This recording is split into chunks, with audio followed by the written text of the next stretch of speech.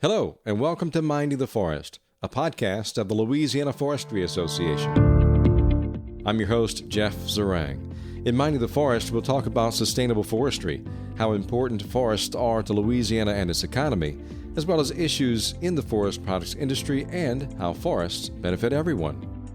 We have with us Michael Kroll, who is the president of Kroll Forest Resources, also the chairman this year for the Louisiana Forestry Association annual meeting.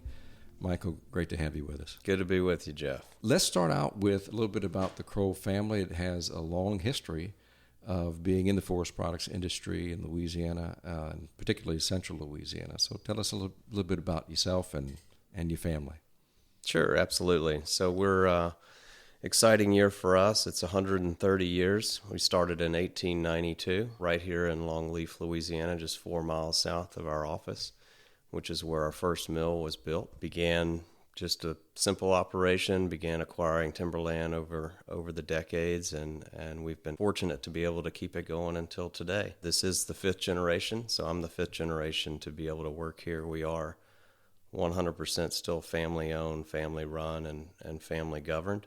That's an impressive feat to hang in for 5 generations, and not just hang in. I mean, they'll seem to be doing well and have done well. So there's a lot of business acumen, and I don't know how does a family keep such a good thing going for so long? We've been fortunate to have good leadership throughout the decades, and be able to continue the buy-in from the family, both local and outside of the state. That this is an asset that's worth continuing to build, and it's very stable. You know, you're not going to get the peaks and valleys that you would in other volatile asset classes, but you know, there's always opportunities. Things are changing right now. As you can imagine, the industry over the past 20 years looks a lot different than it used to, I should say. And, you know, adapting and evolving with that has been one of the primary challenges to keep the ship afloat. But we have a tremendous buy-in from the family, and a lot of support. We don't look to the future as in 1, 2, or 3 years. We look to the next 100 years. That's incredible. It really is. Hats off to the Kroll family for doing so well so long. Thank you. And you are also a big supporter and helper with the Louisiana Forestry Association, for which we're very appreciative as well.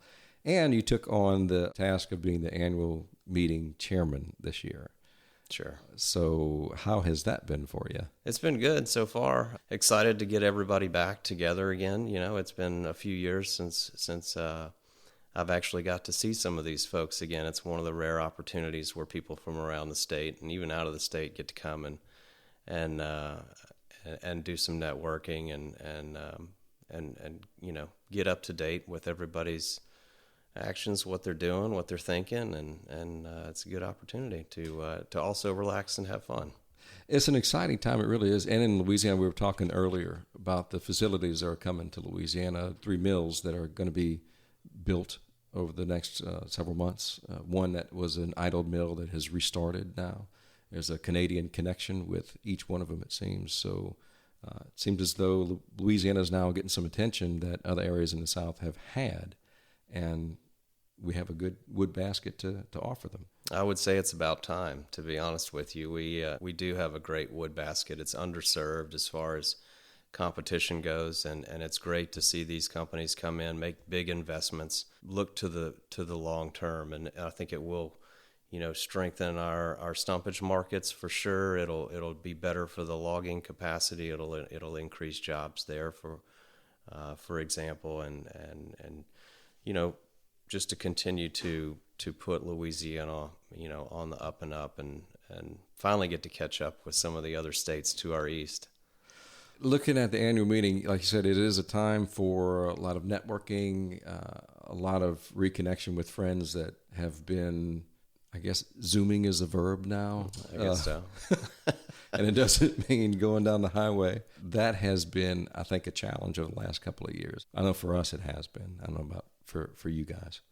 It has, for sure. You know, our industry, or excuse me, I guess our company in particular, didn't see a huge interruption. We don't have a huge staff, and we did take the precautions necessary, but a lot of the time our individuals are out in the field, monitoring or doing field work or whatever the task may be. So while you're already out there, our industry kind of promotes that individual activity in the woods, and that's part of the isolation process that, some of us actually enjoy a little bit. So, but I definitely, I'm a people person. I miss the in-person meetings. I think there's a lot to that. And I think people understand coming back out of it that they did miss it more than they might have realized. Zoom is convenient, and it does allow, initial meetings when you may not know a subject or whether or not you want to pursue something. You can get that decision over quick, and you don't have to go travel very far to realize that you either do or don't want to do something. So, but yeah, no, everything has its place, and I think it's here to stay for sure, the virtual aspect of the meeting, but we still prefer in-person meetings. I understand that and wholeheartedly support that. And the new developments that we've been talking about, they have representatives coming to the annual meeting. Let's talk a little bit about that. We have an annual meeting set up for August 30th through September 1st. We're going to be at one of the favorite spots, I think, that our folks Golden enjoy. Nugget. Yeah. Yes, sir. Going back for the next 2 years, as a matter of fact. We've got that locked in. So, no, it's been a popular venue, I think, for the membership, and we are looking forward to having the panel of the manufacturers that are coming to the state to educate everybody about what is going on and what may take place. And, I think it's going to be a great opportunity for people to learn more than just what's in print that might be in the newspaper or the LFA magazine. Also on the agenda is Brooks Mendel, who is the president and CEO of Forest Consulting. He has been a really good draw for folks as well. It seems like his knowledge base has been very good, and folks really look forward to hearing from him. What do you look to hear from him?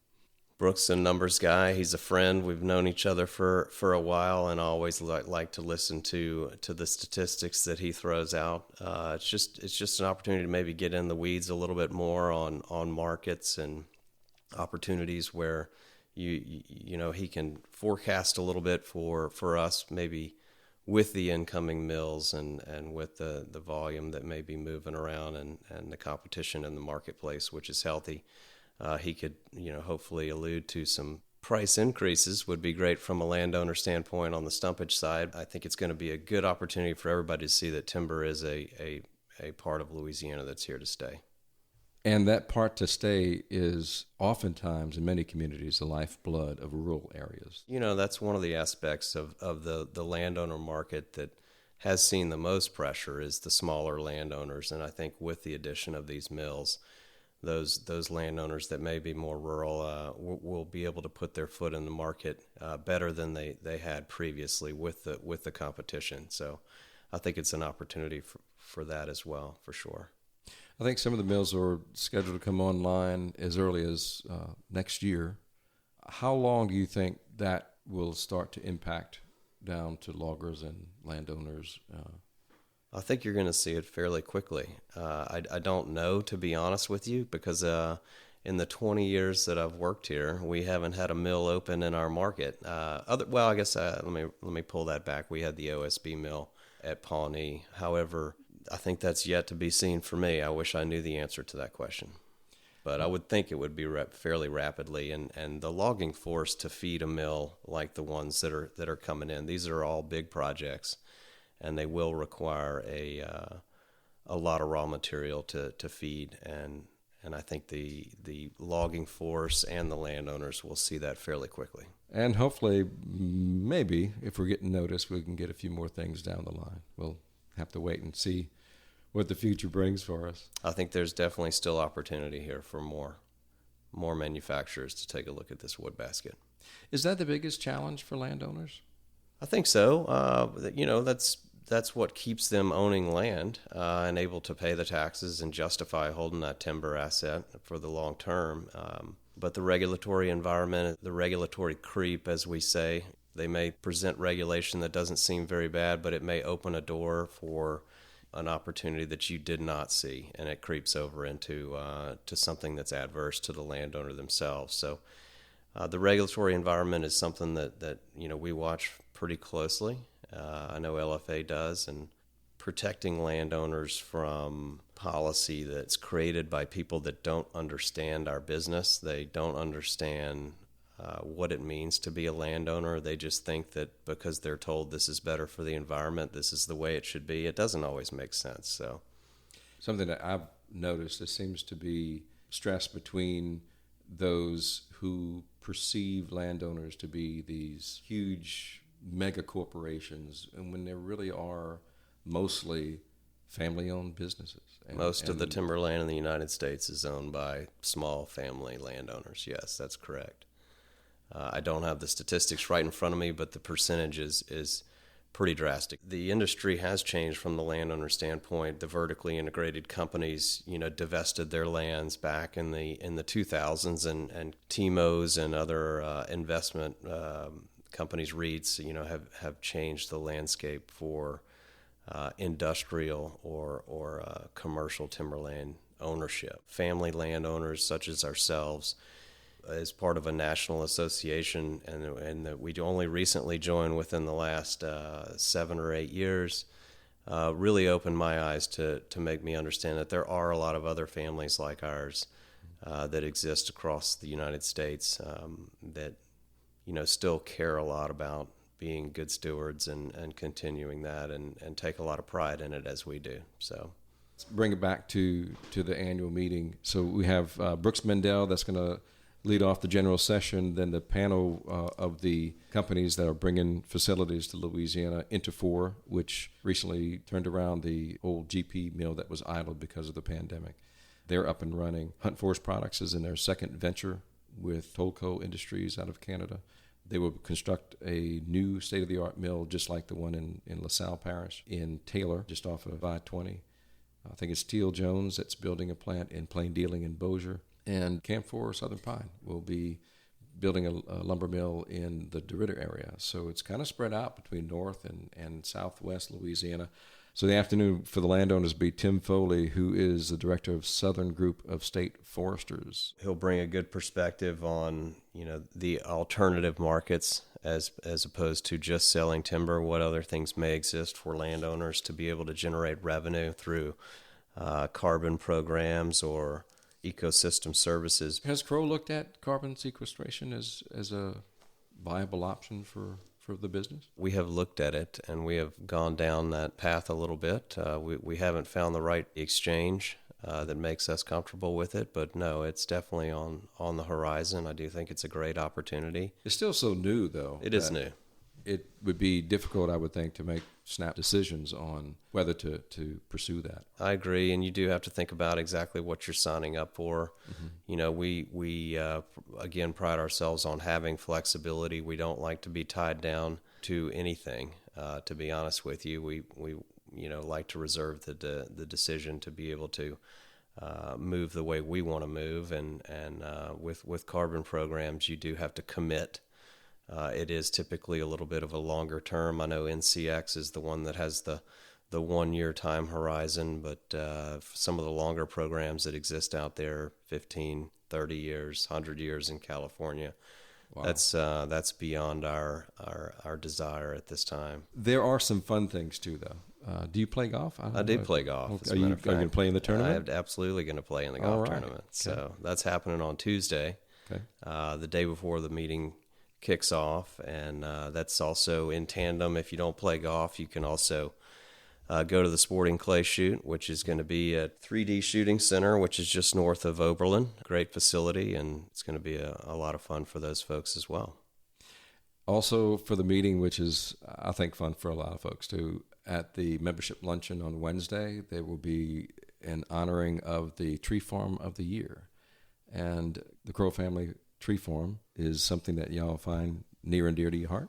We do. We've been members of American Tree Farm System since the 70s, and even though the boundaries of membership changed not too long ago, we did join in with the IMG, independently managed group, that's managed by Louisiana Forestry Association. It's a group of landowners of our size that are able to continue to stay in the tree farm system and have that third-party certification of sustainability. So we enjoy the system. It does work.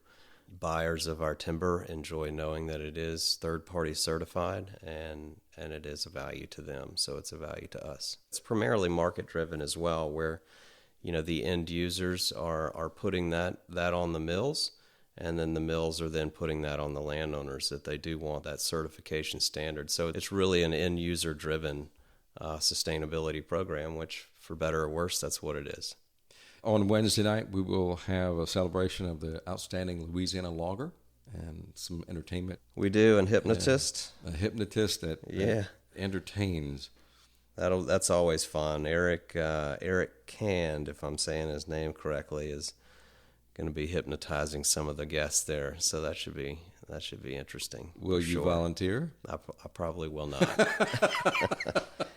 But back on your first point regarding the loggers, I think that is one sector of the industry that is really feeling the pinch the most, and on just fuel prices and labor and everything else. And I know that the mills aren't exempt from that. They're seeing the same electricity charges going up, and everybody's seeing these costs rise. But for the most part, the loggers seem to be feeling the brunt of it, and that's appreciating them and what they do and the hard work that they do out in the field. And most of those folks have a lot of equipment. Costs a lot of money. Keeping them sustainable is very important to our industry as a whole, because they're really the bridge between the landowners and the manufacturers. That's a good way to put it. Without them, the landowners have trees that don't go anywhere, and the mills don't have any resources. That's correct. Absolutely. We'd both be nowhere without the logging force. One of the things that I think folks really enjoy is the silent auction. We've had that every year, and it's always been to support Project Learning Tree. PLT is really doing well right now, but we have to prepare for the upcoming election year, which is in 2023. And so the silent auction proceeds will go to 4-pack. And 4-pack is very important for the Louisiana Forestry Association and all its memberships to ensure that we do have a voice at the table with those candidates and those politicians that are willing to listen to our side of the discussion and allow us to have somewhat of a seat at the table. So that's very important. Very excited. I think it's a good diversion of the funds for this point in time, considering that we do have a very important election year coming up. And just to get a plug out for silent auction items, a lot of our members participate in that, in donating things that can be auctioned off, and some that will bring quite some spirited competition among folks. They really watch. I think they really watch who's bidding on what. Sure, no. Appreciate it to all the members that do that. And we encourage everybody, if you do have something that you would like to contribute to the silent auction, please give the office a call, and we appreciate that very much. That is a very important part of the conference. Another thing is the giveaways. Those are fun too. Yeah, we have a very popular Bloody Mary social right after the general session and just before the membership luncheon, and there's a big giveaway during that time. There is. There's going to be the usual 12-gauge shotgun giveaway. It is a raffle, and it is to benefit the Louisiana Logging Council. So it's also it's a good opportunity to support that group as well, and it's just a good time. So putting on such a big event like this, it's always fun for us, but we really have to thank a lot of folks who give of themselves and they give of their resources to help us put this on. Our sponsors have been absolutely wonderful for us. Absolutely. This couldn't happen without the sponsors, and there will be a full list coming out of all the people that sponsored this event in the next few weeks. However, so companies such as Louisiana Land Bank, Graphic Packaging International, Outdoor Underwriters, First South Farm Credit, Warehouser, Southern Loggers Cooperative, International Paper, Arborgen, Drax Biomass, Mud and Holland, Consulting Foresters, Interfor. That's just a small list of some of the sponsors that are helping to put this event on. And so all of that is very much appreciated.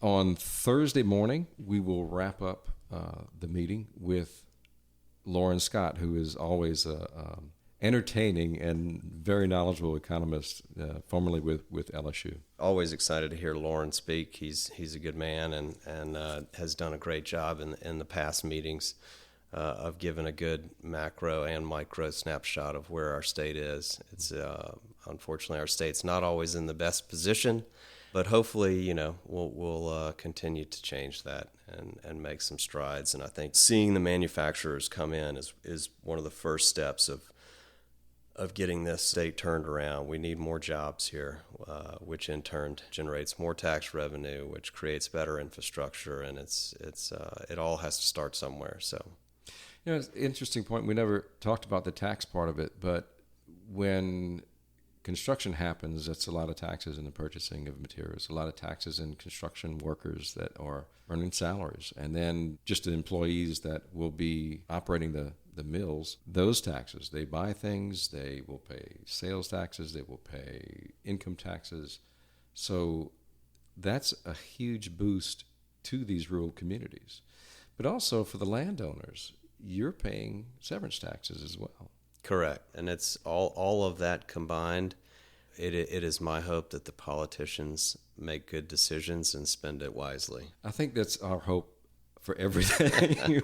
I think that's why Buck spends a lot of time in Baton Rouge during the session to make sure that at least we're treated fairly. Agreed. Buck does do a good job of monitoring the legislation, tax and everything, tax policy and everything else. And severance tax is not something new. That's been there for a long time. And you hear stories about it unfortunately not going to the designated purposes that it needs to go to, which is roads and infrastructure. Hopefully with the right folks, we can make those changes. And I know that the road systems in Louisiana get a pretty bad knock, and deservedly so. Some of them are horrible. But as we put 88,000 pounds of truck and timber on these roads, they need to be built correctly to be able to withstand that.